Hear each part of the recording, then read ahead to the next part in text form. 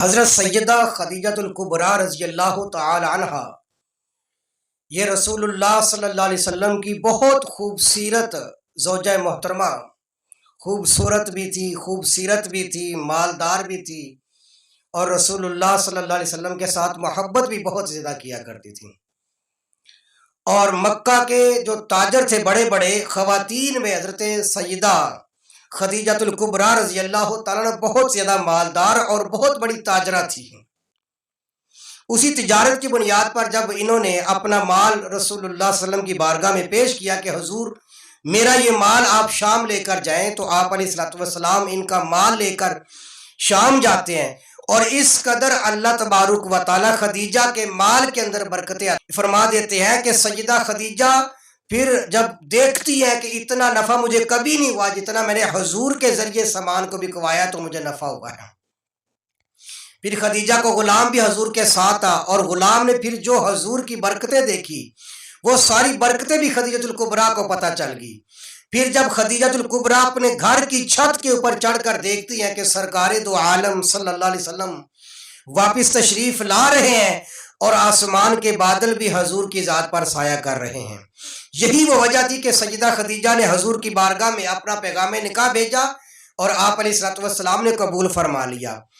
حضور علیہ الصلوۃ والسلام کی عمر مبارک 25 سال تھی، سیدہ خدیجہ کی عمر مبارک 40 سال تھی، اور آپ علیہ الصلوۃ والسلام کے ساتھ ان کا عقد ہو جاتا ہے۔ اور بڑا آپ علیہ الصلوۃ والسلام کا ساتھ دیا، مال چونکہ اللہ تعالیٰ نے بہت زیادہ دیا تھا، تو جہاں جہاں بھی آپ علیہ الصلوۃ والسلام کو ضرورت پڑتی تھی، سیدہ خدیجہ جو ہے وہ اپنا مال و دولت حضور کے قدموں میں بکھیر دیا کرتی تھی۔ یہ اللہ تعالیٰ نے ان کو عزت اور عظمت دیا کہ سب سے پہلے رسول اللہ کی ذات کے لیے جس شخصیت نے، جس ہستی نے اپنا مال و دولت قربان کیا ہے وہ سیدہ خدیجہ الکبریٰ رضی اللہ تعالیٰ کی ذات برکات ہے۔ یہی وجہ ہے کہ جب آپ علیہ الصلوۃ والسلام کا نکاح ان کے ساتھ ہو گیا تو 25 سال تک حضور کا ساتھ رہا ہے، ان کو حضور کے ساتھ 25 سال تک یہ رہی ہیں، اور 25 سال کے بعد ان کا انتقال ہوتا ہے، اور 25 سال رہتے ہوئے آپ علیہ الصلوۃ والسلام نے کسی اور عورت کے ساتھ نکاح نہیں فرمایا۔ اس سے آپ اندازہ لگا لیں کہ سیدہ خدیجہ کس قدر حضور کا خیال رکھا کرتی تھی اور کس قدر حضور کے ساتھ محبت کیا کرتی تھی۔ یہی وجہ ہے کہ سیدہ عائشہ فرماتی ہے کہ آپ علیہ الصلوۃ والسلام اکثر سیدہ خدیجہ کا تذکرہ فرما دیتے تھے، تو میں نے ایک دفعہ کہہ دیا کہ حضور آپ اس بوڑھی کا تذکرہ کرتے رہتے ہیں، آخر کیا چیز تھی اس بڑھیا عورت کے اندر؟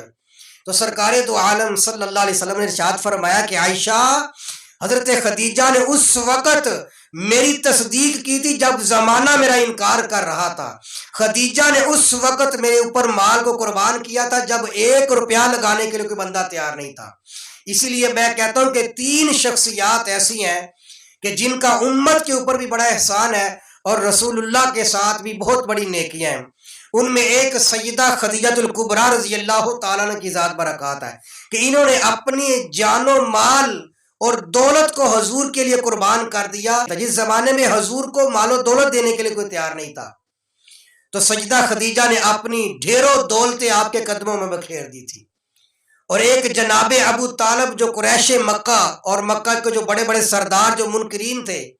جو حضور کا انکار کیا کرتے تھے، ان کو چٹان بن کر آگے کھڑے ہونے والے وہ جناب ابو طالب تھے۔ اور تیسری شخصیت وہ سیدنا صدیق اکبر رضی اللہ تعالیٰ عنہ کی ذات برکات ہے، جنہوں نے اپنا مال، تن، من، دن، ہر چیز حضور کے لیے قربان کر دی ہے۔ تو یہ 3 شخصیات ایسی ہیں کہ جن کے امت کے اوپر بہت بڑے بڑے احسانات ہیں۔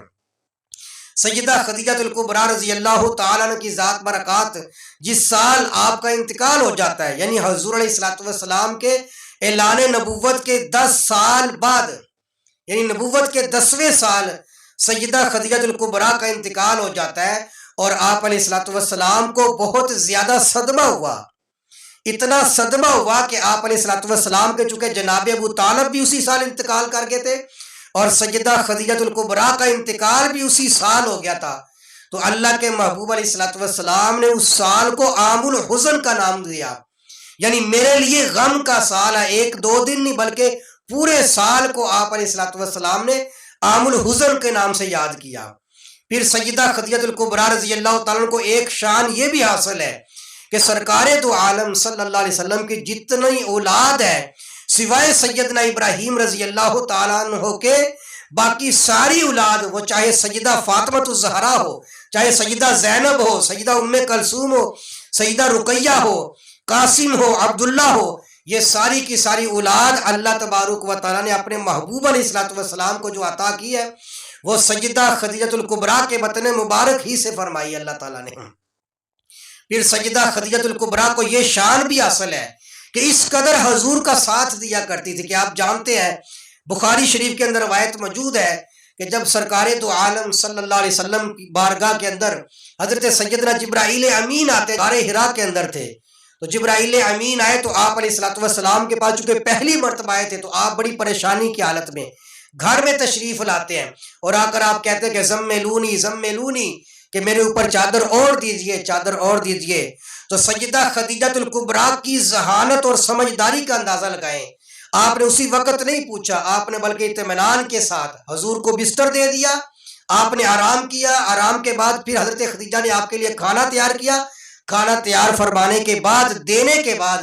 پھر عرض کی یا رسول اللہ صلی اللہ علیہ وسلم، اے میرے سرتاج بتائیں کہ آپ کو کیا پریشانی ہوئی ہے، کیا معاملہ ہوا ہے۔ تو پھر سرکار دو عالم صلی اللہ علیہ وسلم نے فرمایا کہ میں غار حرا کے اندر تھا، ایک دم سے ایک چیز آ جاتی ہے جو بہت بڑی ہوتی ہے،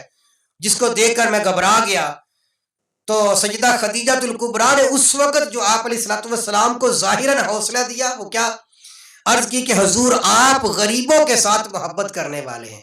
آپ صلہ رحمی کرنے والے ہیں، آپ نیکی کرنے والے ہیں، اللہ تعالیٰ کبھی بھی آپ کے ساتھ پریشانی کا معاملہ نہیں فرمائیں گے۔ تو پھر سیدہ خدیجہ سرکار دو عالم صلی اللہ علیہ وسلم کے ساتھ جاتی ہے اور اپنے رشتہ دار حضرت ورقہ بن نوفل کے پاس جا کر کہتی ہیں کہ آپ میرے شوہر کی بات سنیں۔ تو ورقہ بن نوفل پھر جب حضور کی باتیں سنتا ہے تو ورقہ بن نوفل نے جب حضور کی ساری بات سنی نا غار حرا والی، تو اس نے خدیجۃ الکبریٰ کو مبارکباد دی کہ خدیجہ تمہیں مبارک ہو،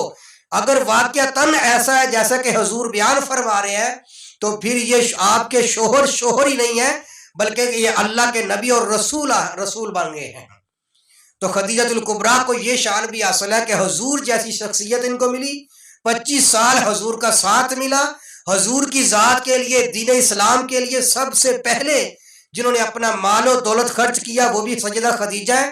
اور جن کے بطن مبارک سے اللہ تبارک و تعالیٰ نے سیدہ فاطمہ الزہرا جیسی شخصیات عطا فرما دی،